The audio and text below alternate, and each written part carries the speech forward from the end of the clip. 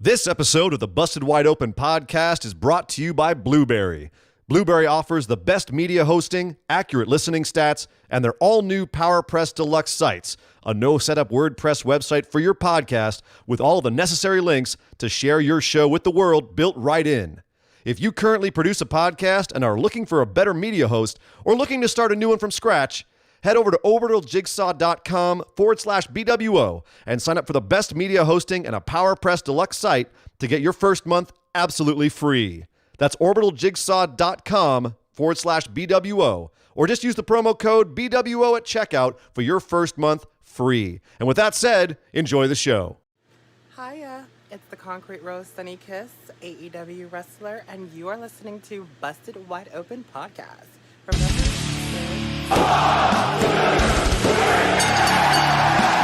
you're listening to the Busted Wide Open Podcast, dropping the elbow on the hottest topics in sports entertainment and the world of professional wrestling.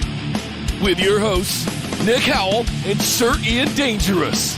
Coming to you from the Orbital Jigsaw Network Arena in sunny Southern California.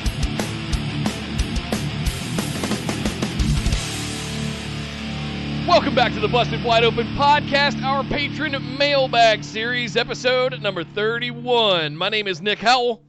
And I am Sir Ian Dangerous. And yes, this is the show where you ask questions to us and we answer them, whatever they may be. And by you, I mean our lovely patrons. If you're not a patron right now, just head on over to patreon.com/BWO, sign up for one of our lovely tiers, and you too may ask us questions on this show that we will then be forced to answer. Not forced. We love doing this. What am I talking about? It's always a good time. But that's right. If you want to ask these questions, head over to patreon.com. And thank you to everyone who is already one of our patrons. You guys do help keep this show going, and we appreciate very much your contributions and your generosity. So, Nick, what do we have on the docket today? Well, we have a bunch of questions from said patrons, but everybody should know, hey, come over to BWOpodcast.com, find all the links to all of our stuff, get into Facebook, make sure you're in Discord. You can find links in the description below or pinned across our social media profiles. We got live chats happening tomorrow night during Money in the Bank. Make sure you don't miss those. We want everybody in there. It's a lot of fun. But ask anybody if you have any troubles. Ask me. Send me a message. Let me know. Twitter, Instagram, Patreon, you did. YouTube, live streaming every Tuesday at 8 p.m. Eastern, every Saturday at 3 p.m. Eastern. Then we do this show, the Patron Mailbag, specifically for our patrons. Thank you guys so much for all of this and sending in all your questions that are so good. Literally, guys, we're not kidding. It's not hyperbole when we say this is our favorite thing to do every single week. So we love all these questions you guys send in to us. It really makes our brains work, and it gives us ideas for bonus episodes almost every single week. So yeah. This week we're kicking off with Brandon, who gets that title of first. You guys are given 10 wrestlers and have to make a 4-match card with these wrestlers, including Hangman Page, Finn Balor, Daniel Bryan, Naito, Drew McIntyre, Britt Baker, Rhea Ripley, Asuka, Toni Storm, Sasha Banks. Also choose the placement of the matches on the card and the results of each match. Also, is Dexter Lumis going to be the next? This is a hell of a question. Is Dexter Lumis going to be the next NXT champion? I don't think so. No. There's too many other guys. Yeah. I don't even think he's championship material. Not yet. He's classic upper mid card material. Yep. That gimmick is too strong. Yep. By that I mean that the gimmick itself is too much of a gimmick for him to be a champ. And NXT, they tend to make very specific types of guys champs. And Lumis does not fit into any of those. And they have a lot of other guys who easily could slot into that, like Velveteen Dream, like Finn Balor, like Karrion Kross even, actually, at this point. Johnny Gargano could become champ again. Ciampa. Like, there's a lot of guys who I see being champ before Dexter Lumis. Yep. But even Keith Lee could drop the North American and go become champ before Dexter. Dexter's got to work his way up. I could see Dexter be North American champion at some point. Somehow get one over on Keith Lee. Right, and he's the kind of guy that would become North American champion. Right. Like that's where his level's at. But that's not, his gimmick is not conducive to being NXT champ right now. So definitely not the next one. Yeah. But all right, Ian. So we got to do 4 matches, 2 men's matches and 2 women's matches. And so Okay. so let's book 2 men's matches from the 5 superstar pool of Paige, Balor, Daniel Bryan, Naito, and Drew McIntyre. So I'm gonna go Drew McIntyre. Naito. Oh, you bastard. I'm gonna go Daniel Bryan, Finn Balor as my 2. I was going to go Naito and Bryan. That'd be good too. 100%. Oh yeah. And then McIntyre and Paige, just because I haven't seen that one, and that would be cool. Yeah. All right, same thing for the ladies. Britt Baker, Rhea Ripley, Asuka, Toni Storm, and Sasha Banks. I would, Britt and Sasha, maybe. I would love to see Rhea Ripley and Asuka. I would love to see Sasha Banks and Britt Baker, even though they're very similar. That's not really a good one. Sasha and Tony, maybe. Sasha and Tony. Yeah, okay. I think that'd be good. I can get behind that one. I'll go with that. Yeah. That'd be a good one. Placement of the matches Naito, on the card and the results of each match. Okay. So Sasha. I mean, for me, Daniel Bryan, Naito definitely headlines. At least for mine. I mean, for mine, it would be Drew McIntyre, Naito. Just same thing. Yeah. You're not going to main event that one. Yeah, and I can't see even like a super match like Rhea Ripley Asuka wouldn't main event over that. No. So if I'm working backwards, it'd be Drew McIntyre, Naito, Rhea Ripley, Asuka, Daniel Bryan, Finn Balor, and we probably open with Toni Storm, Sasha Banks. There you go. There you go. Nice. So who's winning? Okay, so I think Naito. No, I'm sorry. I think McIntyre over Naito. I think Bryan over Balor. I think Asuka over Rhea Ripley, and I think Toni Storm over Sasha Banks. Of course you do. It keeps the balance. Hi, Tony. In my world, Bryan would definitely put over Naito. Yeah. Just saying. Yeah. But, he's not going to overcome Drew McIntyre, though. In mine. Okay. Well, one's a champ, one's a double champ. You tell me. Oh. Okay. Just saying. One's got 2 belts. Good question, Brandon. That's a lot of fun. We love doing stuff like that. If it hasn't been obvious. Thank you for the question and thank you for your patronage. Next up, Edward asked us if you had a chance to play Truth or Dare with one wrestler, past or present, who would it be? What would you make them tell the truth about, and what would you dare them to do? Ooh.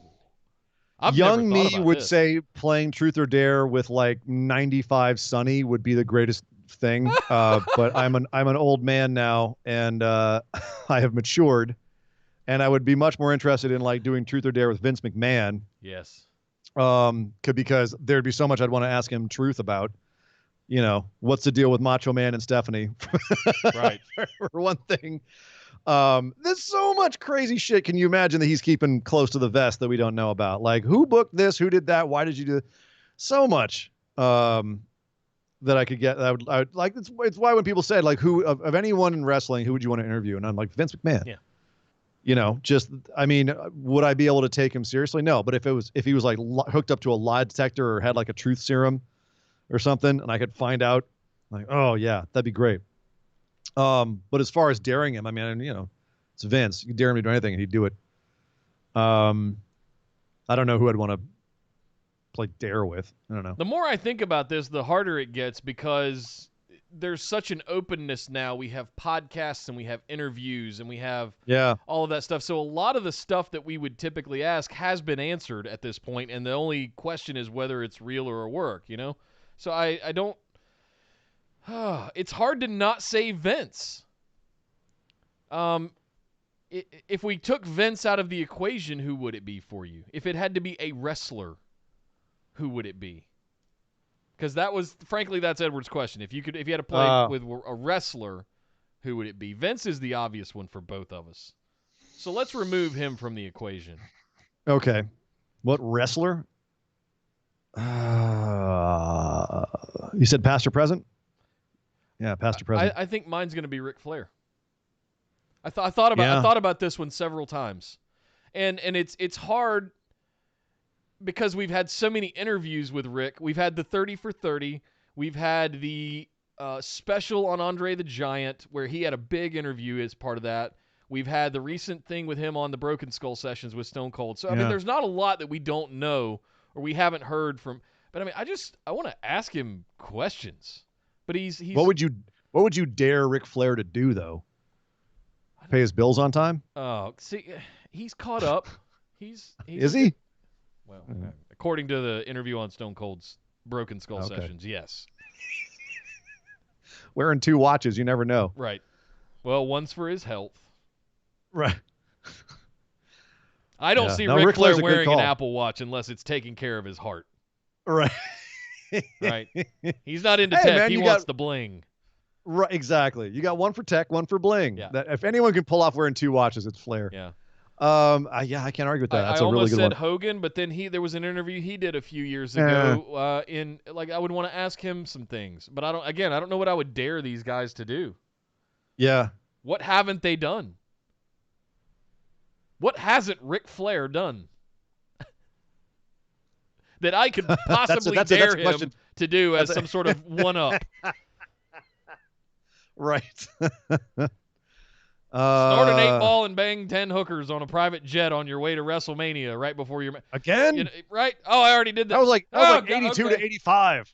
Just That was every night. that That was a slow night. he never did drugs though. Mm-hmm. Never ever. Yeah, I'm gonna say Rick. I'll go Mainly with you. because I'll I back- really just would love to have a beer with that dude. One part Charlotte in North Carolina, one part he's my favorite ever. So, yeah. Can't disagree. Yeah. Thank you very much, Edward. Esme, next up. Hello, Pod Poppers. Hello. Top of the morning Hello. to you, Governor. Hello. We just lost all of I our know. British listeners. I am Thanks so a lot, Nick. sorry, Sorry, guys. Martin and Nick didn't know what he's Mateo. doing. That's okay. I did an absolutely horrible Irish accent on the show today. So yeah, that's half the fun What's is how terrible they are. oh, I always laugh at everybody that's not Southern trying to do a Southern accent as well. So it's equally funny. I just laugh at people doing a Southern accent in general. I know. So I'm from California. That's what we do. Yeah. So Andy actually came up with this question, she says, but he told me I could ask it if I wanted to. Using current great, wrestlers from any promotion, make a calendar. That's right. You know what kind of calendar I'm talking about. The sexy kind. 12 wrestlers that deserve to be on that calendar. Thanks, fellas. Keep your own time ticking. The Esme thirst is real. Yep. Esme thirst has come back. Listen, Man, this is going to get me in I'm trouble. going to This come is gonna out get of the us both in gate trouble. hot Of course with you are. Drew And a J. McIntyre. Oh,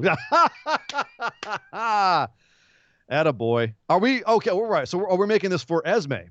Yeah. Well, I'm assuming we're gonna do a mix of men and women here. So I'm gonna Okay. drop Drew McIntyre. I can't not say Tanahashi. That is the most beautiful man on the planet. he really freaking God, is. He's like I got to terrifying. see him. I took a picture with him. You're in his glory, in his presence. You're So- just like, oh my God, you're so beautiful. You don't know what to do. It's Oh. not, like I'm Well, the not best thing about that. I'm not a huge Tanahashi mark like you are, but even How dare you? the dude put his arm around me and I'm right next to him Right. like, my God, what a specimen love of a you. man you are. I am the The straightest best thing about Southern the white picture boy you got with ever. him- The best thing about the picture you got with him, so for the rest of us, if we hit if we got our phone in our hands and we hit the little flip button, so the camera flips around, no matter whatever position you're in, it's the worst position you've ever been in, Right. and you just look like some sort of weird distorted slug. You're like, oh God, you got to fix the angle real quick. You took that picture from a random angle of Tanahashi, and he's at that angle that any.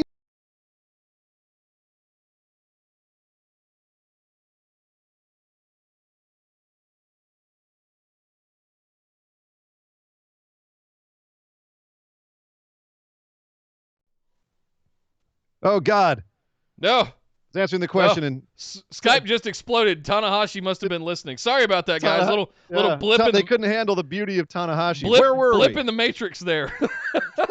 You were talking about the angle of the camera The angle that I took that you- picture.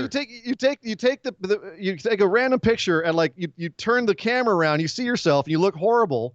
You did that to Tanahashi, and the dude looked like a Disney character. He was flawless. That's how good looking he is. He can even cameras can't even crappy angles on cameras can't get bad pictures of him. Right. Yeah. Okay. So Drew McIntyre and Tanahashi Yeah. can't agree more. Those are two of my starters. You do the next two. We'll do this all the way up to 12. Well, I mean, how do we not have after all of the verbiage and everything that we've spilled on him already? Pause. How do we not have Angel Garza on that? Oh, totally. You got to have Angel Garza on there and Finn Balor. Just the two of them posing together. It's the Dong month, yes. like the month of Dongtober, something like that. You have them both sprawled out on the calendar, legs akimbo. Oh yeah. In their little tidy shorts. I mean, apparently Finn actually did that in Japan. He did some sexy male modeling when he was younger. Oh. So to the Googles, Esme. Yeah. Dongtober, she says. Dongtober. Yep. Dongtober. I'm gonna throw some ladies in here. How about a Mandy Rose? And who else do people really go? How have you not already said Anna Jay or Toni Storm? I'm getting there. I was going back to read the question using current wrestlers from any promotion. Okay, that makes this much easier. Mandy Rose, Anna Jay, Toni Storm. Naturally. I can't not say Tony. Hi, Tony. Yeah. Get it out. Yeah. I mean, we got to throw something in there for the ladies that like ladies. You got to throw Sonya Deville in there. She's looked like absolute gangbusters the last few weeks. Oh, yeah. Like, dude, if you are a lady who likes the ladies, Sonya has got to be doing it for you right now, because I have just been in awe of her the last few weeks. So I'm going to throw her in on this. Who else is steaming up the screen? So we've got Drew, Tanahashi, Okada. I got to throw Okada in there as well. Penelope Ford, totally. and Kip Sabian. Her and Kip Sabian together are uncomfortably good looking. They could be 1 month together. Power couple. Yeah. Just uncomfortably good looking people. Yeah. And then just to mess with everyone, have Jim Ross in a singlet for December. No. No. No. Or little leopard print tighties. If we're being truly inclusive, we have to just to mess you up. I want to include some people of color as well as little people. So I'm going to put Hornswoggle in there. What? Yeah, we are. How long do you think this calendar is? We're an inclusive show. I don't know. I'm just rattling people off. Well, I mean, Bianca Belair, absolutely. I'm loath to not go back to the TNA knockouts and talk about Velvet and Lacey. And Io Shirai has to be in there, man. Well, I mean, she's got plenty of that stuff out there already. She does, and that would go well on a calendar. Yeah. Shida, Kairi, they all, there's something about that with the Japanese ladies where they do very skimpy photo shoots. Well, it's part of Stardom's model. Yeah. Business model. It's weird. Yeah. That's a whole thing I've been wanting to get into on the show, and I haven't gotten around to it yet. Stardom's a little creepy. A little cringy. Yep. Little creepy. Are we just listing off all the hot people in wrestling right now? Is that what we're kind of getting to? I think so. Yeah. If you're a wrestler and we don't mention you right now, I don't know sorry, how many we've gotten to. I think we've gotten to 12. We're over 12 okay. by now, easily. And I know we're forgetting at least a few. Oh yeah. Oh, Sasha Banks has to be in there as well. Yeah.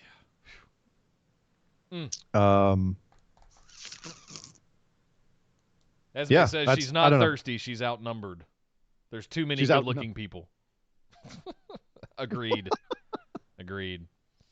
That was a fun one. That is an original. Hadn't thought about that one. Thank you, I guess Andy and Esme. Nine Tails month with Asuka, Kairi, and Io. That's great. Yeah. Good callback. Yeah.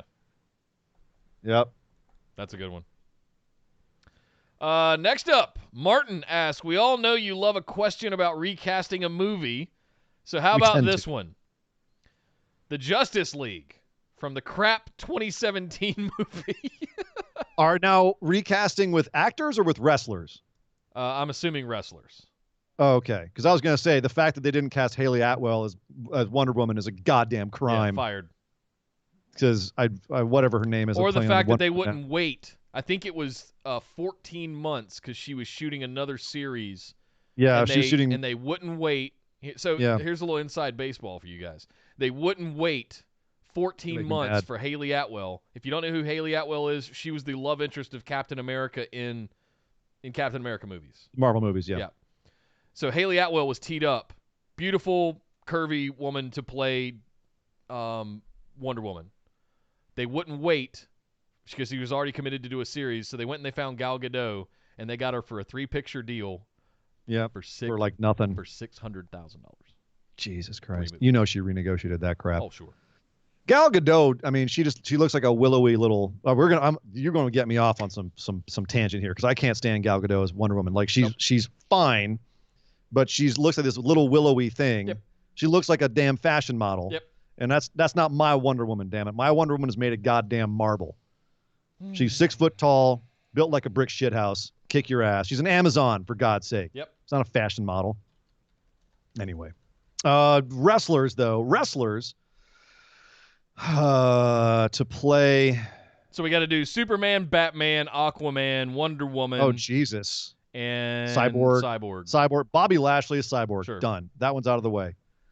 Aquaman, Roman Reigns. Boom. Done. Yep. They already look alike. Superman. Shoot. John Cena? No, he's got the Elmer face going on these days, man. Doesn't quite work. Kind of works, but big old square jaw. You put one of those like black hair, with a little. I'll do John Cena as Superman. Yeah. Yeah. Okay. Drew McIntyre is an absolutely enormous Batman. Shave his face. I don't know. We're doing a lot of Drew McIntyre. Let's think of somebody else to be Batman. Who's got that big old jaw? Big old head. Who would also be good as a Bruce Wayne? Brooding. Yeah, I could turn around and be like Seth Rollins. I see it. Also kind of a little bit of a wimp and wants to overcome that, so goes to extreme odds and finds all this suit and goes out and fights. I get it. Is it weird that I think he's too slight to play Superman or Batman?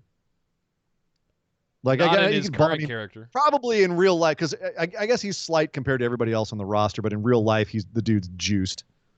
So he'd probably be fun in the movie. Yeah, all right. Yeah, I'll go with you on that one. Doesn't quite have the voice, though. He's got kind of this nasally thing. Yeah, I am the knight. Doesn't quite work for me. But all right. Martha! Fine. Let's assume Martha! Martha! No. All right, let's keep moving. Thank you very much, Martin. Quickly to the Batmobile. Yeah. to the Bat Cave. And then Charlotte with her hair dyed black for Wonder Woman. Okay.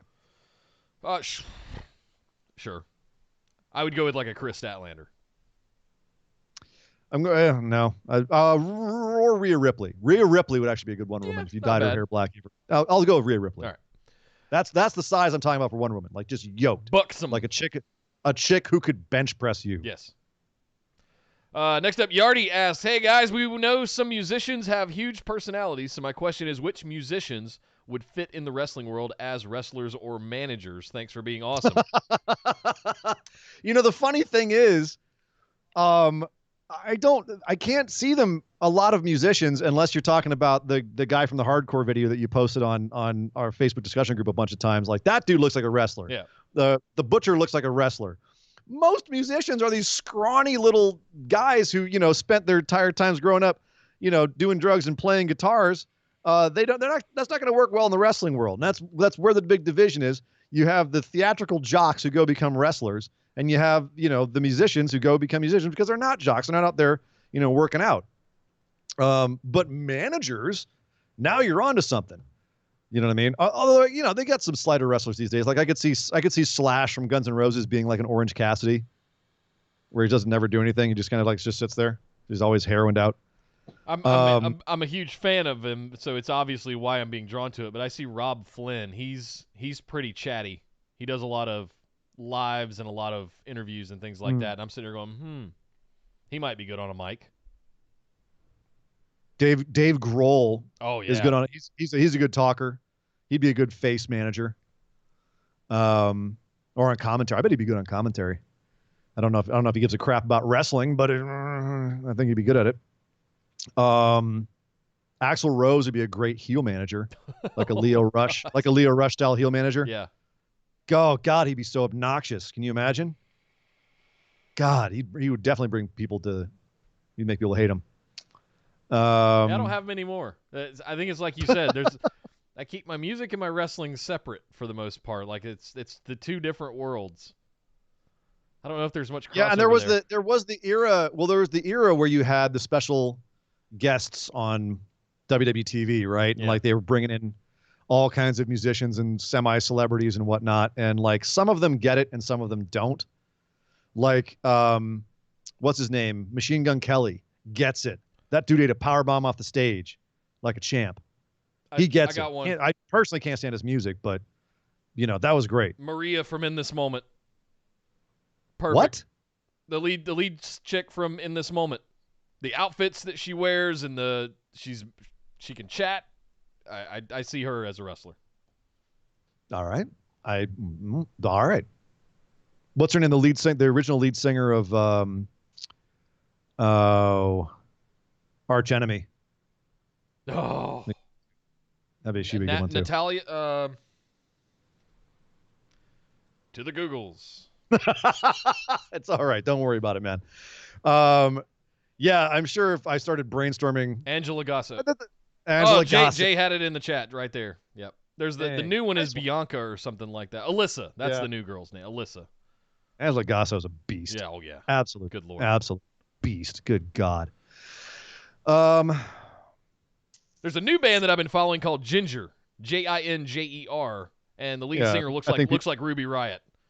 I think the people know who Ginger are. Yep. I think. If they don't, they should. Yeah, you should check them out They if you're don't, into screaming women. Hashtag crazy. Well, I can think of one guy who would automatically get some big heel heat. Tim Lambesis. Who? Tim Lambesis from As I Lay Dying. Instant heel heat. Yeah. The guy who took a hit out on his ex-wife. I don't know that story well enough. Okay, I'll leave it alone. Yep. Thank you very much, Yardy. Next up, Kyle asks, short questions this week, guys. Thank you, Kyle. Ian, after I popped huge for the Dragon Ball question last week, I posed to you this question. What wrestlers would you cast as a live-action JoJo's Bizarre Adventure project as our main heroes and villains of each arc? Oh, Jesus. If that is too obscure, Nani? In honor of Mr. Mortal Kombat Island holding an event that weekend, if you had your own island to host your own Mortal Kombat style wrestling promotion in aesthetic or story style, not actually killing people, what pro wrestlers do you invite to take part in the island's Shang Tsung? I'm Shang Tsung. Who do I get to as the islands? As who do I Shang bring? Tsung. Right. Who's on your side and the face side, and why are they there? Who's your surprise final boss? Who wins the tournament, and how do they get there? Good Lord. This is and how do you set up your cliffhanger for the next event? Keep in mind this isn't a casting question. 1-to-1 the Mortal Kombat cast. Doesn't have to adhere to that cast. It could be whoever you feel fits that setting or that character dynamics you want for the story. If you want time to think it over, turn the latter question into a bonus episode if you feel it's worth the effort. I don't know. I like the idea of like casting Mortal Kombat. Yeah. That's like Brock Lesnar as Goro. Austin Aries as Kano, because they based his face on Austin Aries in the latest video game anyway, and it works perfectly. So why the frick not? Shinsuke Nakamura is Raiden, What? I don't know about that. I don't know about that at all. I'd have like Goto be Raiden or something like that. That's a good point. That's Shinsuke is Raiden in his suit, just with the hat. I think Shinsuke would be a great Shang Tsung, actually. Like just weird magician. Kenta is Shang Tsung. I see the resemblance in the face. He's a little for him. There's I'm trying to remember the name of the other character in Mortal Kombat. that Kenta would be good at, like Smoke or something like that. Definitely. Oh,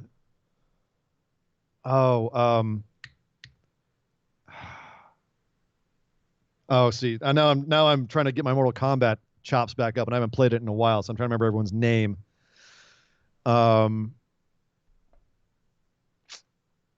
Nuts. Oh, you know what? Kento also might be good as like a Scorpion. And again, the size thing. Maybe. Who's Johnny Cage?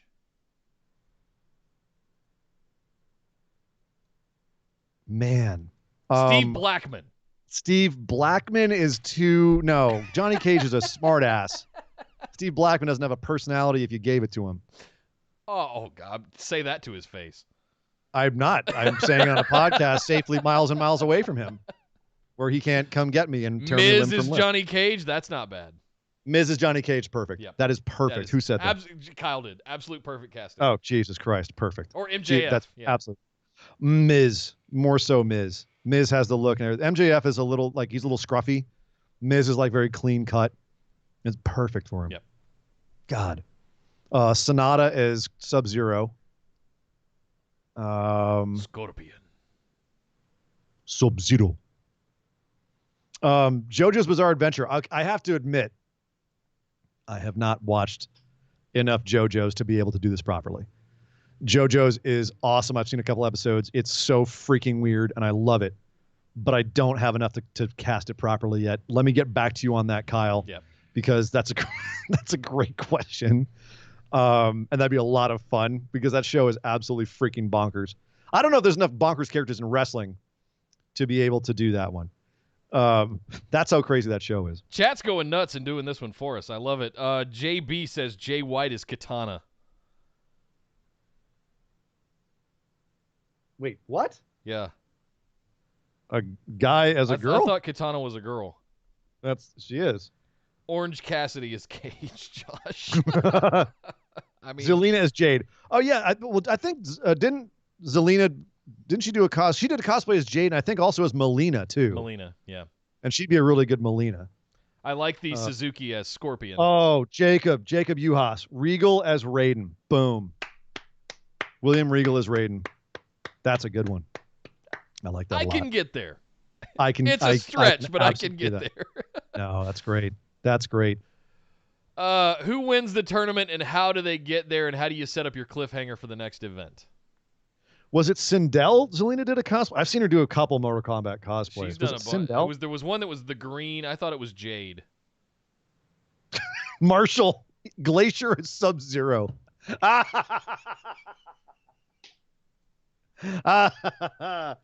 That's good. I think she's done all the Mortal Kombat female characters. I don't blame her.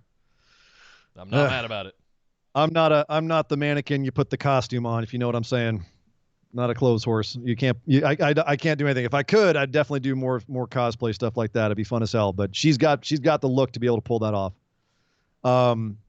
Big E is Jax. Jackson Riker is Liu Kang. Jackson Riker is Liu Kang? What? I don't get that. No, they're following Nick booking and just making Jackson Riker in places where he shouldn't be. Right, and to answer the rest of the questions, who wins the tournament? How do they get there? Well, Jackson Riker just murders everybody. For crying out loud. How do you set up your cliffhanger? Well, who will Jackson Riker beat next? There you go. All right, we're done here.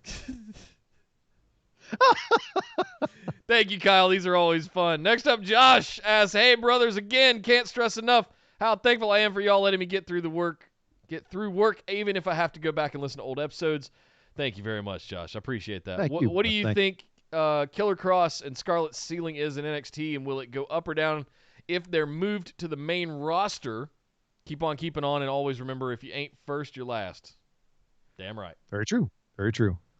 At this point, with the what I've seen of Killer Cross before in other promotions, and what I've seen, like what WWE has already done with them, my initial guess would be the dude could actually one day be world champion of WWE. That's how high his ceiling is. Yep. However, there's a long way to the top. if you want to rock and roll. There's a lot of steps he's got to get through to get there. He's got to prove himself on a lot of levels. So saying that is totally pie in the sky. But in terms of presentation and ability and look and ability to get over the crowd, he could absolutely be world champ in WWE on main roster. Yeah. Now, that being said, as we said on the show, that entrance that we had this week, I don't see that being something that they can pull off every week. So there's got to be other things that they bring in instead. And the package of him and Scarlett is definitely a fantastic package. And that can go a long way. But they're going to have to do something to their presentation that allows it to be more packaged for the main roster and easier for them to pull off week in, week out. Yeah. So that's one of the hurdles. Also, he's notoriously a bit prickly. So he's going to have to not rub people the wrong way. So so politically speaking, he's going to have to jump some hurdles. But, again, all things being equal, the dude could one day be world champ. There's never say never. And as we've kind of said before with the transition to main roster, like you just never know. Yeah. There's so many variables. But looking at it right now, what's their ceiling? When we did an episode, Nick, a bonus episode a while back, what's the ceiling of these 10 NXT workers, men and women? And for the most part, so far, we've been pretty right. Yeah. We kind of called Ricochet getting to a certain level and then Vince getting bored with him, and that totally happened. So, at the same time, it is you never know. So could Karrion Kross go to the main roster and be a big deal? Absolutely. I think the potential is there. I think he will go to I'll say he will go to the main roster and be a big deal. I think the important part about the two of them is the package of the two of them. Scarlett has been shown to work fairly well in the ring as well. She could have women's matches. She's the one I've got my eye on a little bit more for the right reasons. We know Killer Kross can deliver. But without Scarlett, he's another wrestler that's just in a long line of people in a men's division in NXT. He's unique. To an extent, yes. But on the surface, yeah. But the package of the two of them together, they're also very much social media darlings. A lot of people have known Scarlett for a lot of time because she dresses in a very risque fashion and is not afraid to go out there in certain ways. So that draws eyes. And now the fact that they're paired up together and now they come out as a tandem like that. I mean, how much better was Miz as a chicken shit Intercontinental Championship heel with Maurice by his side? How much better was Rusev with the ravishing Russian Lana by his side? That's the stuff I hearken back to that I think about, but neither of them have worked out well. So I'm sitting here going, I'm not sure what the ceiling is for him at this point. How much better was Edge with Vicky Guerrero? Oh, wait, never mind. Go ahead. Sorry. Yeah. Just a quick aside. Yeah. No, I hear you, dude. Like I think it's something it's a wait and see. But if we're talking about straight potential, all the potential in the world. Yep. Very, very, very high ceilings for both of them, especially as a package. Yeah, So. And I think the main roster is just a matter of if in NXT they can package them in a way that the main roster can deliver. Right. I think the ceiling in NXT is the roof. I think the ceiling in main roster is also the roof, but there's again a lot of hurdles. Yep. So wait and see. Great question, Josh. Next up, the innovator of the mop himself, Mr. Sean Clark. Hope everyone. But I got to interject. I have to interject before we get to him real quick in the super chat. Esmeralda Esme, $10 and says most excellent questions today, everyone. Thank you, Esme. Thank you, Esme. Thank you very much. I agree. Thank you. I agree as well. These are fun. The innovator of the mop himself, Mr. Sean Clark. Hope everyone out there is hanging on through these tough times. Life's tough. Phenomenal ones are tougher. Remember that. See? Amen. Dropping dimes on us like that. Mr. Positivity himself. Thank you, Sean. They say your best character is you turned up to 11. So I know how easily I would be a heel who has some holier-than-thou complex and is super preachy while doing what it takes to get ahead. So what are your characters turned up to 11? We've gone over your moves, names, and music a lot. Give me some character background for each of you.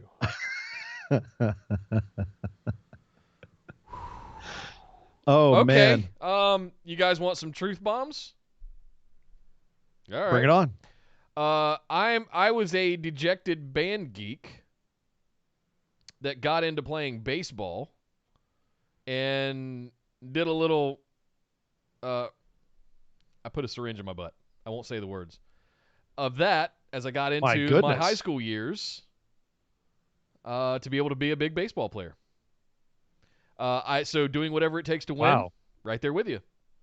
All right. It was before all the scandals and shit broke. It was early 90s stuff. 93-ish. The trainers were giving it to us. They were administering it to us. That's what they all say. Right. No, I'm being dead serious. I didn't stick my own needle in the butt. All right. All right, That's where- Warlord. It's okay. But they taught us how to do it properly. Is the point I was trying to get. It's fine, Hercules. It's okay. So my character turned up to 11 is do whatever it takes to win, but there is an honor and integrity system built into me as well. I am loyal to a fault. I will go to war for the people that I love and care about. So there's part of me that has enforcer. I guess if I'm turned up to 11, I will go to any lengths I need to like I feel like I'm built to be an enforcer. I would never be any kind of main eventer. I'm too much of a geek nerd introvert in that way to Actually, try and do that. Esme's in the chat right now. She said your weapon of choice would be a bat, and that's very or drumsticks, Esme. Yeah, later I was too chicken shit to get up and sing, even though I got a very big voice, but I didn't discover it until the last few years. But yeah, I slinked back and played the drums because I had rhythm. I don't know. I see myself as a big enforcer. Not as big as Wardlow in stature and size, but I mean in the same sort of presence, right? Something like that. Right. Loyal to a Well, I mean, it fault, depends I'll on- go to war for you, that kind of stuff. Okay. Do whatever it takes you, to win. You would be the big beefy enforcer by someone's side with a baseball bat and sunglasses. Sure. You're saying. Sure. Yeah. All right. How about Yeah. yourself? See, I actually would probably end up being like if I was a wrestler and I was to go out there and actually try to, perform and act like that, it would probably be something along the lines of like a Jay White or Tommaso Ciampa, drawn more to the kind of the darker, edgy heel characters. And I've looked at Jay White a few times and been like, damn, if I had been working out when I was young, there before the grace with both of us have weird facial hair, are disturbingly pale. Yep. About the same size height wise. Same with Ciampa, although Ciampa is disgustingly more ripped than either of us. And then actually one of the listeners of our show, Chris Figueroa, who I work with downtown, but when I had my hair was longer, he kept saying every time I came in, I looked like AJ Styles. And I was like, okay, well, obviously I'm nowhere near as talented as AJ Styles, but I really like if I was to do rest, like if I was, getting in on that, like that kind of the heel AJ, like the cocky kind of cocky but dorky, is also something that I could absolutely, I'd knock out of the park. Like take me to 11, I get real cocky, real like big mouth, and also I'm a complete dork. You know what I mean? Yeah. Where it's on the line between jackass, doofus, and rock star. It's somewhere in there. Yeah. Like if you ever see me behind the bar, like when I'm turned up to 11, if I'm behind the bar, I'm usually turned up to about a 9 or 10, Yeah. and sometimes an 11 if it's a really hopping night. The opening of But Metal yeah, that's Madness is you at 11, in my opinion. Blowing fire, blasting metal music, and yelling at the top of your lungs. I miss too have a loud that. voice. It was a Yeah, that's good stuff. staple of LA life for me for many years. The fire blowing would definitely be integrated at some oh point. yeah, that's part of your entrance. If Jay White is a knife pervert, I'd probably be a fire pervert. Yeah. Definitely like me some fire. Thank you guys. Great question, Sean. Yeah, I'd love to fun. hear what you guys' versions of yourselves are turned up to 11 as well, if you'd be interested in sharing. Next up, Will James. How do you guys feel about the non-finisher finish? On 205 Live this week, they showed a replay of an old Ultimo Dragon versus Dean Malenko match that ended in sort of a tiger suplex where Dean kicked out just after 3 to lose. Love it. I feel like those types of finishes and the loser kicking out just after 3 to barely lose are missing these days. I agree. Agreed. In my opinion, these finishes protect the ones who loses, can extend a feud immediately or somewhere down the road, and don't give away the ending of the match. Your thoughts? My immediate ones that come to mind are we've transitioned from that to the loser beating down the winner after the match is over because they're pissed off that they lost. Like, that's more modern version of that kicking out after 3 that you're referring to. Yeah, and it's the kicking out after 3 thing. It has actually some controversial history because sometimes guys would do it to protect themselves and not discuss it beforehand. And I've actually read a couple of interviews and books where guys were like, and this asshole kicks out right after 3, or like they kind of like do the half kick out or whatever. And I put my finisher on him. I'm like, what are you doing? Barely missing the kick out. Like, you're keeping yourself strong. You make my finisher look weak. So it's got to be something that's discussed. But I think that's a great way to end a match. If you're trying to make the feud continue and say, no, this was competitive.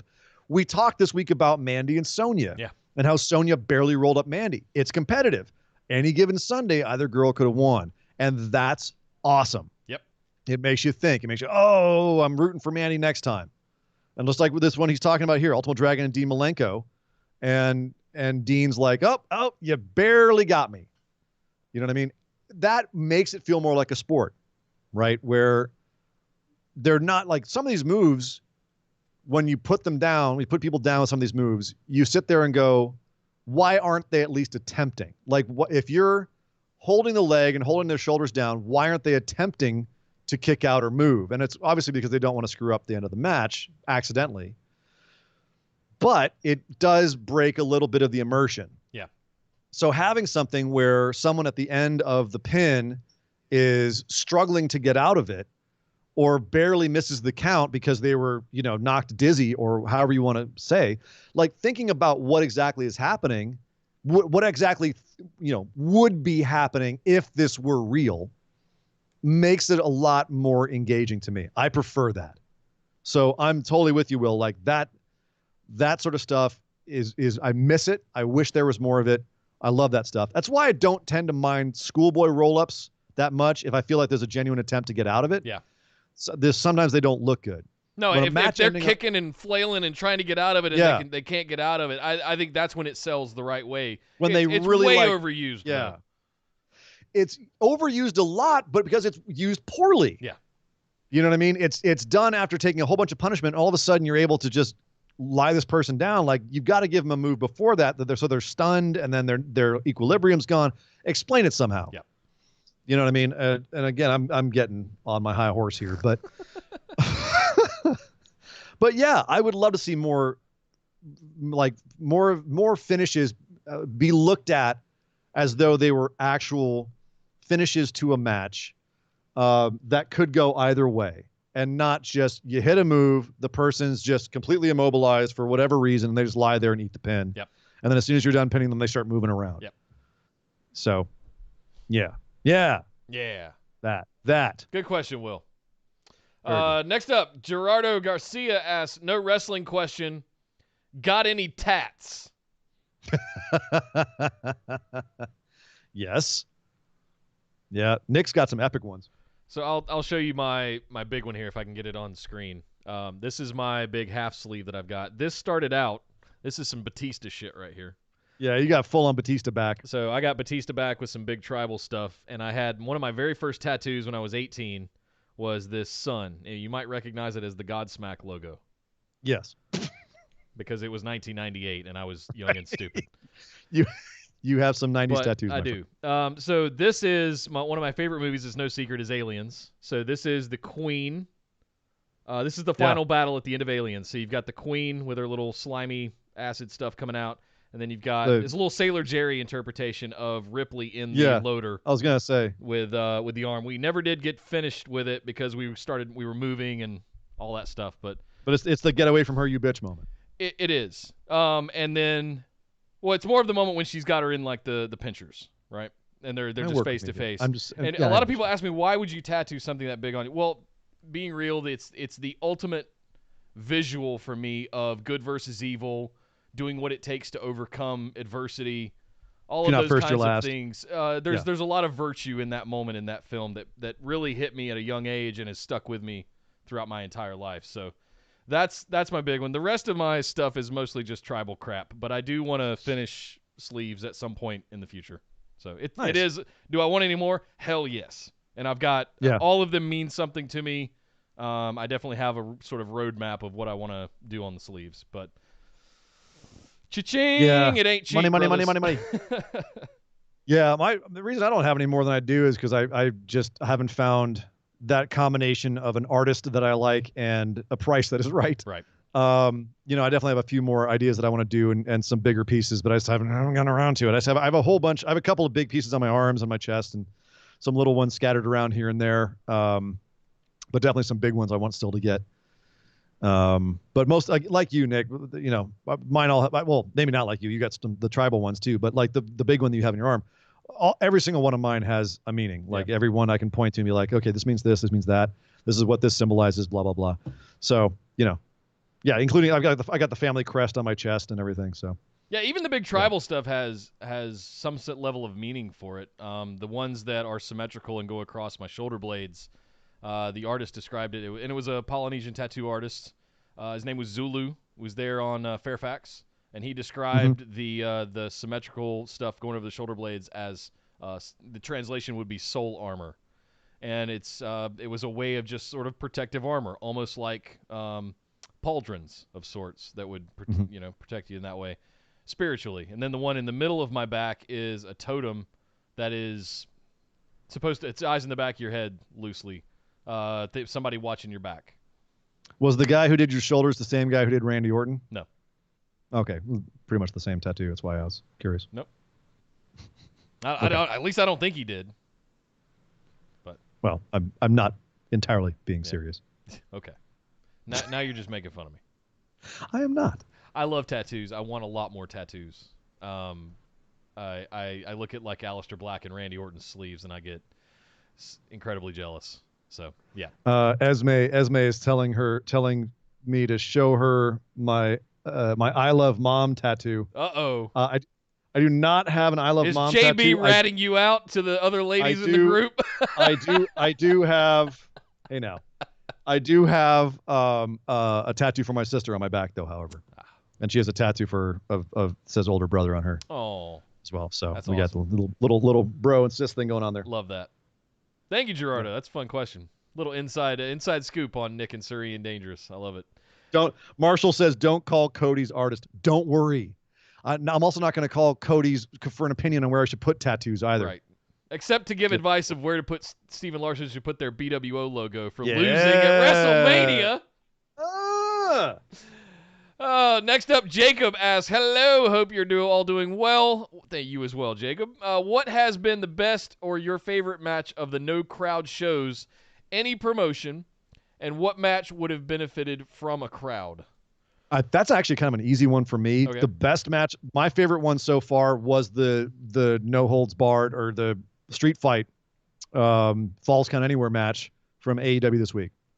That was my favorite match of the no crowd era. Didn't they call it not a lights out, but some kind of street fight? It was just a street fight. Yes, that's what I said, a street fight. Yeah. Okay. Because I don't consider the Firefly Funhouse one a match, and the Boneyard one also was not really traditionally a match. And I just had so much fun with that one this week. I'd have to go back and really think about that, but I'm pretty sure that one would stay on top. As far as what match would have benefited from a crowd, goddamn Drew McIntyre beating Brock Lesnar. Right. I don't know if there's one that would have benefited more than that. Like, that was the biggest wind out of the sails moment, was finally, after all of these years, Brock just gets absolutely annihilated. And it's in front of some camera people, and that's it. Like, that's,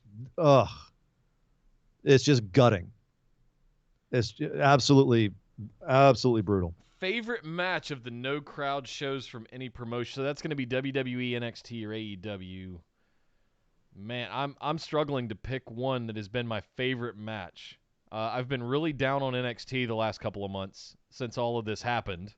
I think a big part of NXT is the Performance Center and the sort of marquee crowd that's there. really getting into it. But yeah, I'm having. What's really bothering me is the fact that they haven't figured out in WWE how to augment the silence the way AEW. Yeah. AEW has cracked the code at this point. But an individual favorite match,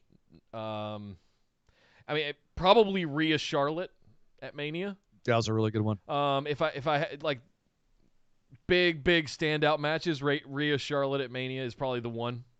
Also, the ladder match, the tag ladder match. Yeah, that was really good. The singles tag ladder match was a really good one. Right, exactly. But again, it was because there was just so much chaos happening at once. You know what I mean? Like when it's just nonstop action. You don't have time to sit and think that there's no crowd. It's just so much is happening. And I think that's why that match, the street fight match, worked so well for me, was because typically street fights are back there and they don't have a crowd. It's just chaotic and it's insane. And so that's why it still worked. Yep. And you still had enough side interaction and people back there, right? I also, again, recency probably, so I'm still hyped about it. But Lance Archer versus Dustin Rhodes. A lot of people said it was too slow and it was very straightforward. I'm like, I don't care. I think that made it more brutal. Yeah, that match felt like a punch in the face, and I loved it. Yep. So good question, Jacob. Thank you very much. Next up, Derek, McGator guy. With the pandemic still going on and UFC planning on an event tonight. Despite one of the people who was fighting getting sick. Right. Unbelievable. Morons. It's only a matter of time. And all his cornermen. Yeah. It's only a matter of time before fans begin returning to venues. We've seen WWE pre-producing segments and matches with some hits and misses. We've also noticed a drop in ratings and have heard of the audience being burned out because shows last for 3 to 4 hours. Do you think that this may continue on a larger long-term scale in the future to try and mitigate either one or both, or maybe even just to give a change of pace? So are you asking what will continue? The intermixing of pre-produced segments with matches? We've also noticed a drama. Do you think that this may continue on a larger long-term? Do I think we're going to be in this for the long haul? Yes. Do I think they're going to do their best to get fans back in there as soon as possible? Yes. Do I think they're going to fill arenas on day one? I mean, it might be the same people that are storming Capitol buildings demanding that everything reopen, but I don't think you're going to fill arenas on the first few months. Yeah. I mean, they definitely people are have still be a little too cautious. They said in their quarterly call that they were going to start doing more pre-produced stuff, and whether that holds on as things start to get back to normal, I would speculate yes, just because they've found that it's successful and might actually be a safer and more controllable alternative to doing everything 100% live. That being said, doing things live is their bread and butter. It's what they've been doing for years and years and years, and the networks expect their shows to be a certain percentage live. So if that, barring this going on, as you say, Nick, for a long, long time, for a couple years, which it could happen depending on how things are handled here in the U.S., we could be seeing these kinds of pre-produced segments for a while. I personally think they should integrate some of it into their regular programming in general, as we've said, the way that Lucha Underground did, because that was such a great way to show backstage stuff with these pre-produced segments that weren't just people talking live into a camera, and it made it seem more cinematic and it made it seem more interesting. You were able to get into the characters more, things where you could do crazier stuff. So yeah, I think WWE is going to try to go back to status quo as soon as possible, but I have a feeling that some of the trappings of this will remain for a while. Yeah, the phased rollouts are really going to dictate, or the phased reopenings, I should say, at the state-by-state levels are really going to dictate how many people they can let into an arena or a venue at any given time. I've heard like 20 to 30% to start off, and then they're going to go up to like 40 to 50% capacity, I should say. So, yeah, we could be in this for the next 18 months. All throughout the end of next year, I think we're going to see effects of what's going on in the world right now. Until everybody gets tested, everybody gets vaccinated, and all that stuff, and then we're past all this, we're in this for the long haul. And it's going to have some semblance of a side effect in one way, shape, or form with everything that we love, especially in sports. So, yep. I do think we're going to see a lot more of the pre-produced stuff, I guess is what I'm trying to say. And Honestly, if it's like the Boneyard and the Firefly Funhouse, and we'll see how Money in the Bank is tomorrow. I'm very excited at the potential of what we're about to watch tomorrow, guys. Yeah. Oh, the potential's through the roof. They've had so much time to edit this together, by the way. Yeah. Like a long time, like almost a month. Yeah. So, hell yeah. Thank you, Derek. Hope you're doing well also. Next up, Brad. Indeed. Not to be confused with Ringside News that just got fired, Brad Shepard, but our Brad Shepard. Hey, guys. We have been dancing around this question for a while, so time to put on our nerd glasses and let our geek flags fly. Two-part question. Yes, bring it on. What is your favorite comic book movie? Oh, damn. Rapid fire. This isn't a bunch of answers. Rapid fire. Oh. Let's go. I can't pick one favorite comic book movie? That's not fair. X-Men 2. Oh, God. Really? It is? That's your favorite? Yeah. X2. Really? After seeing Endgame, I don't know how many times I've watched it at this point. I've actually lost count of how many times I've watched Endgame. But it's so above and beyond any of the other ones. Like, I was a huge fan of the first two Iron Man movies, huge fan of the first two X-Men movies. Mm-hmm. I really liked Spider-Man 1 and 2 with Tobey Maguire, right? But if I'm rapid fire answering, X2. Damn. 30 Days of Night or American Splendor? Wow. Zombie vampires in Alaska. Okay. Oh, it's so good. Yeah. 2, who is your favorite comic book character and why? Morpheus from Sandman, Neil Gaiman. Why? You have to read the book. You don't understand. That's amazing. Also, well, if you're talking straight like comic book superhero, Hellboy. I'm a Superman guy. Those two. I'm a Superman guy. Yeah, you would be. He says my answers are Captain America for movie, Winter Soldier. That's one of the best Marvel movies. Just felt like the straight up. MCU just really hit its stride with that movie. The story and action went hand in hand and it kept you glued to the edge. My eyes are going blurry. Kept you to the edge of your seat until the very end. 2, with that, Captain America has always been one of my favorite characters. He has just always been that guy that no matter the odds, will go to war for what he believes and will fight to the end to defend it. Love him. Love Cap for that. With Cap, there is always hope, and you can never give up on that. Just one of the all-time great characters. Going to be listening while I work away on some honeydew items, so won't be in the chat, but look forward to your answers. Thanks, guys. P.S. Nick, are we still doing the Creating BWO universe on Friday nights? I'll address that. Uh-oh.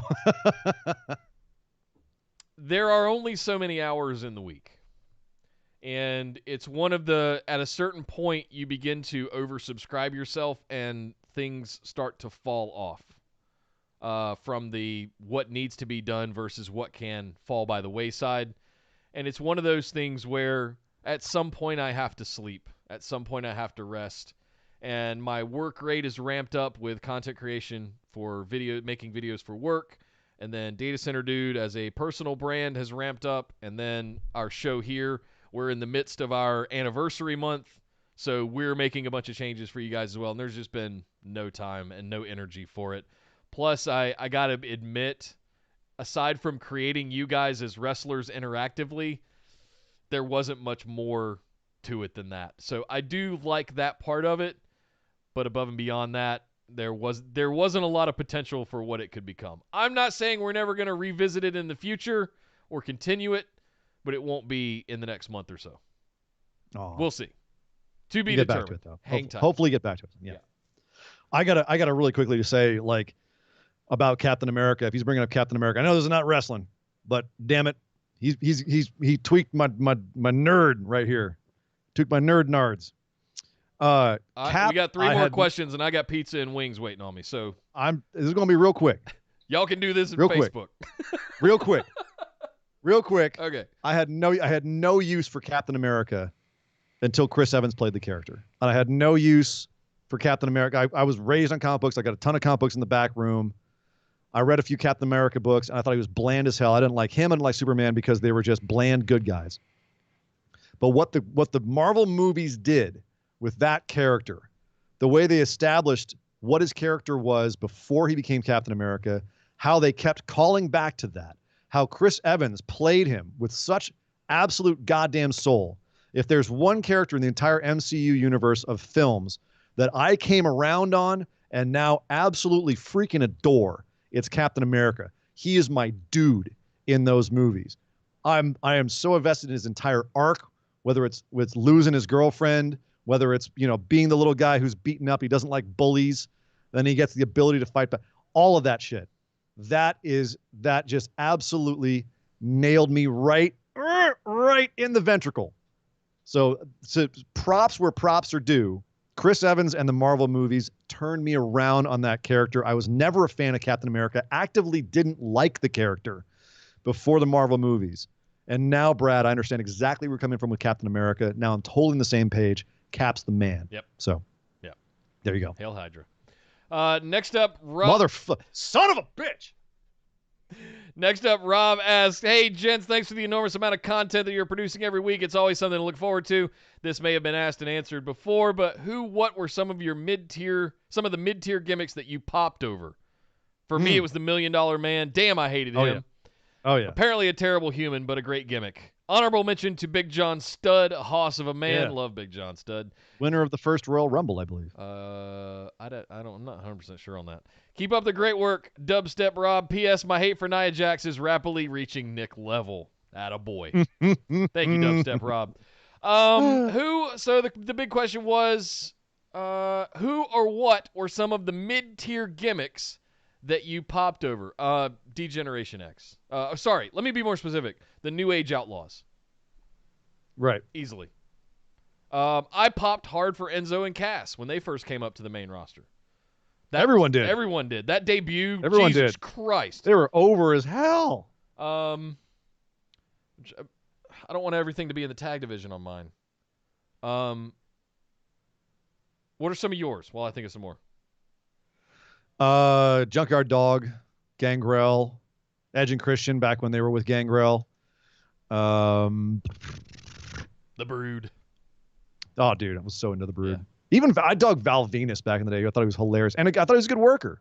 It was like one of those appreciating him as like a good hand kind of thing, which is, and now is considered an insult, but at the time I was like, that dude's he's good. I will say I was a horny teenager in the late 90s, and I popped hard for the Godfather and the Ho Train. We would all watch in our townhouse. We would all watch as a group. 5 to 10 of us would be in there watching wrestling, and we would all stand up and go, "It's time once again to step aboard the Ho Train." Oh my God. We would all do it. Terrible. I'm trying to. Yep. I'm trying to think who else. Paul London. And I mean, definitely, Fandango. I was definitely an early adopter of Fandango. Never really got the Fandango thing. It's fun. Sorry. Go. I was wrong. Big John Studd was the second. He won the second one. I thought second Royal Rumble. Yeah, second Royal Rumble. I knew it was around there. Yeah, that's it for me. Really. If everything else is kind of upper, top card. the upper guys. Yeah. I was gonna say Sacco and Mick Foley, but I consider him up there, up top. Yeah, and Jake the Snake I would consider higher on the card too. He was always my dude. The irony is I was never really a Hogan guy. Even growing up, I was never really that into say your prayers and eat your vitamins and ripping your shirt off and Hulk Hogan. I was more of an Andre guy. I was more of a Haystacks guy. I was more of a Big Hoss guy. It's funny because in the 80s, either you were Hogan or Warrior, or you were essentially someone who's there to put over Hogan or Warrior. Like, even if you were like, you could say someone like Roddy Piper was a huge thing, but he was also, dude never won a championship. Yeah.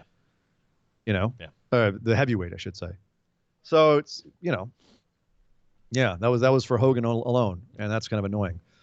But yeah, I think we listed a few. Yeah, there you go. Thank you, Dubstep Rob. Will always be known as Dubstep Rob because he is patron number 50. Yeah, and honestly, he's making me remember what an absolute monster Big John Studd was. Yeah. Big John Studd was badass. Yeah, he was a big boy. Damn. Next up, Marshall asks, "Evening, fellas. Good evening. With everything slowly opening back up, how would you book the first show back with fans? Any promotion? Would you go all in with the chips or keep it in your pants? Thanks again for all you guys do." I think the thing to understand here for me is I wouldn't go all in with it. I would have maybe one or maybe two big spectacle things, but I wouldn't have them be matches. I want to dangle the carrot in front of you. I want to get you. I want to bring you back again and again and again for the pay-per-view. We've lost the art because we are so saturated in pay-per-views now. We've lost the art of building big stories and feuds for pay-per-views. And I feel like it's almost disposable now because the next month we move on and we do the next feud. And then we move on the next month and we do the next feud. New Japan is the only one that's still really, and AEW to an extent, is really just doing long-term, years and years of storytelling. WWE, we're swimming in pay-per-views every month. So if I'm WWE booking, yeah, I'm dangling the carrot out there for a little bit. I'm going to build a story over 2, maybe 3 pay-per-views leading to one of the big 4. But yeah, first show back, yeah, bring the big boys, bring the champions all out, start setting up their next feuds. But yeah, I wouldn't throw all the chips in. What about you, Ian? I certainly, I'm with you. Have a couple of big moments, but then, mostly people are going to be excited just to be there. Yeah. Like you don't have to go too overboard with it. And Oh then my God, keep hot something, dogs and popcorn and keep something in the shitty beer. tank. Yeah, keep something in the tank. Like you should make it big, but don't make it like be able to follow it up. Yeah. You know? Maybe have a legend come out. Have a Stone Cold or a Ric Flair appearance, something like that. But I'm not going to push all my chips in on one show like that. Yeah. Thank you, Marshall. Last but certainly not least, Jesse asks, what was the first feud or match that drew you into wrestling? Has any recent feud or match in the U.S. or Japan taken you back in time to make you feel like you did when you first discovered wrestling? The very first one, I remember the Mega Powers being one of the ones that really drew me in, and also Jake and Macho. Like those are the two kind of like when I think back in my tapioca soup of a memory. Those are two that I really strongly remember. Actually, Earthquake sitting on Damien was another really big moment when I was a kid. And I always say that, but like those are the ones that like really stick in my mind. For me, as far as like feuds that drew me into wrestling. What about you, Nick? One of my few like little guy childhood memories was sitting on my granddad's lap and seeing Iron Sheik for the first time. Oh yeah. And that was it wasn't a feud, it wasn't a match. But the first time it was, I remember being curious, like, who's that guy? What's this show all about? Sheik was very striking, for sure. He had a large wide head. He had that headdress on. He had that mustache, looked like the Awesome evil villain mustache. from a cartoon. A huge barrel chest of his too. He was massive. And then we started just watching. I would watch more and more, and it became a thing where I would go over to my granddad's house and he'd be watching wrestling. And the first feud or match as I got older as well, the other thing that changed was it became more of a social gathering event, and it was more about the people that we were watching it with and the event of watching it all together than it was about what was actually happening on the TV. And that was probably I'd say 97, 98. And I've done a lot of backtracking, but there was a huge lapse and a gap between the time that I was an 80s kid and the time that I was a late 90s teen. And it was two completely different reasons why I was watching them, at the time. So it's hard to identify.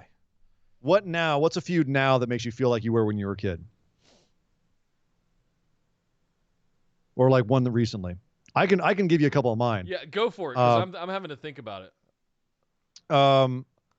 Like the two moments where I really truly felt childlike again recently was actually New Japan. When Kenta turned on everybody and joined Bullet Club, and turned on and kicked Shibata, took out Shibata. My God, I was so hot. I was so pissed. I haven't had heel heat like that since I was a kid. Like I was just, you son of a bitch. And it was and it's great because, I had the part of me that was sitting there going, I'm marking out, You know what I mean? And then the rest of me was just going with it. But then also on the positive side of that, Tanahashi and Ibushi at the G1 finals 2 years ago. This is the most I've marked out for a face in a long time. Tanahashi totally won me over there, and he did it. You know, I was kind of meh on him coming into the G1. I'm like, yeah, he's a legend, he's great. But coming out of that, I was like, no, he is all time. Like, he is a bright shining star, all time great. Holy crap, I love this man. Yeah. Like, just completely turned me around. And that match was the one that did it, where oh God, that's an amazing match. That I felt like a kid again watching a superhero. The closest thing I can get, he says, has any recent feud or match in the U.S. or Japan taken you back in time to make you feel like you did when you first discovered wrestling? Yeah. You introducing me to the G1 in 2017 when I had never really watched New Japan before. Mm-hmm. And we talked about it here on the show with all of you guys before, but I didn't get it before. I was an all WWE all the time kind of guy, and WCW and things like that. But I mean, pretty much that was my jam. And then you kind of opened my eyes to both PWG in LA and New Japan that year. Wow, like life-changing kind of stuff, because I've been hooked ever since, and I haven't been able to watch it as much as I would like to because of the schedule. You know, the schedule is not that conducive. You know, you have to be up at 4 a.m. a lot of times to watch some of that stuff. It's actually funny that, you know, the times we're living in right now, if you had asked me if anything made me feel like I was a kid again in like 2010, 2011, even if you know, talking like the pipe bomb and stuff like that excitement, I'd have said, no, this reminds me of the Attitude Era, like the era of like danger and excitement and something new. But the last 5, 6, 7 years of wrestling, and like ramping up over that, there's been an increase in independent wrestling that is easily accessible. The quality of matches has gone through the damn roof, and the variety of things you can experience out there has gone through the roof. And seeing PWG shows, Lucha Underground shows here in Los Angeles, I can actually very distinctly remembering a feeling of, oh my God, this is stuff like I've never felt. I haven't felt like this. And I don't know if it's apples for apples the way I felt as a kid discovering wrestling, because obviously, like, there's years and years between the two, and there's a lot more processing going on upstairs now because of life experience and you know, having lived. Whereas as a kid, you're just like, hey, it's cool, these big guys beat each other. Wow, I've never seen anything like this. You don't have any context, no basis for comparison. But now I do. And so the closest thing I can think to it is that feeling of discovering all this new talent, all this new wrestling, all these new styles. And that has made me feel a lot like, so I could say Lucha Underground in some ways made me feel like a kid again. The ending of season 1 of Lucha Underground is one of those moments where you see the building of a story arc and it coming to a conclusion there with Vampiro and Pentagon. That was one of those moments that really made me go, I love wrestling. And I'll say even going into season 2, where it starts off and, you know, Mil Muertes is up on the throne like Shao Kahn. Yeah. You know, calling back to Mortal Kombat. But anyway, I don't want to just say it's just Lucha Underground, because it's also been WWE, and a lot of the talents coming into WWE that's been able to do this new style of wrestling and has started to fundamentally shift WWE. NXT has given me that feeling. You know what I mean? Obviously New Japan. Like, that excitement of all of this new great stuff coming has made me feel more like a kid again watching wrestling in the last 5 years than in the 25 years before that. Yeah. So it's pretty fantastic. Yeah.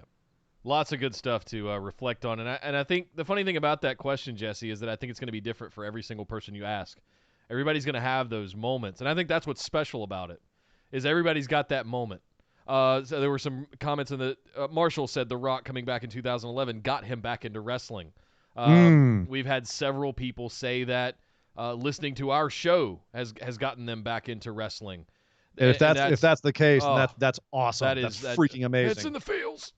But Yep. everything's going to be different for everybody, and I absolutely love that because some of the ones that Ian and I just rattled off are specific and special to us for reasons, and everybody's gonna have their own different, unique reasons of why they watch this glorious soap opera, begrudgingly sometimes, that we do every single week. So great question, Jesse. It really brings out some introspective kind of approaches to how you want to address that as an individual. It really makes you think, why do we watch this every week? Sure. And that just, I'm going to be thinking about that all night. I can't say I'm chasing the dragon of how it made me feel as a kid. Yeah. I'm now, because again, more sophisticated, more stuff going on upstairs, but that feeling is definitely something that when I do experience it, it's fantastic. Oh yeah. So yeah. I mean, all of us marking out for Edge coming back at Rumble, just moments, right? Kyle says Kofi Mania in the chat, Exactly. Yeah. Well, that does it, guys. Another great round of questions from all of you patrons. Thank you guys very, very much. If you'd like to get yours in on future episodes every single week, 4 times a month for just $5 a month, you can head over to patreon.com/BWO. Sign up for that first tier. You can get your questions in every single week as we do these every Saturday. BWOpodcast.com for all the links to all the shows and everything everywhere pretty much. Make sure you're in the Discord for the live chat tomorrow night. It is the place to be for Money in the Bank. We will be doing the watch party for the pre-show on Facebook for those that would like to join us for that and watch it all together. And then we will transition over to Discord for the main show. So make sure you get into the Discord. Links in the description below here on YouTube if you need it, or pinned across our social media profiles. It's pretty easy to find, but everybody is welcome. Come and join us. BWO Podcast over on Twitter and Instagram. And hey, come join us in Facebook too. All links to that over at BWOpodcast.com. But my name is Nick Howell. You can find me on Twitter at DataCenterDude. And I am Sir Ian Dangerous. You can find me on Twitter at Sir Ian Dangerous. But my God! Would somebody stop the damn match? This show is part of the Orbital Jigsaw Network. For more episodes, subscribe to us on iTunes, Google Play, or Stitcher Radio. For details and show notes from each episode, check us out, orbitaljigsaw.com.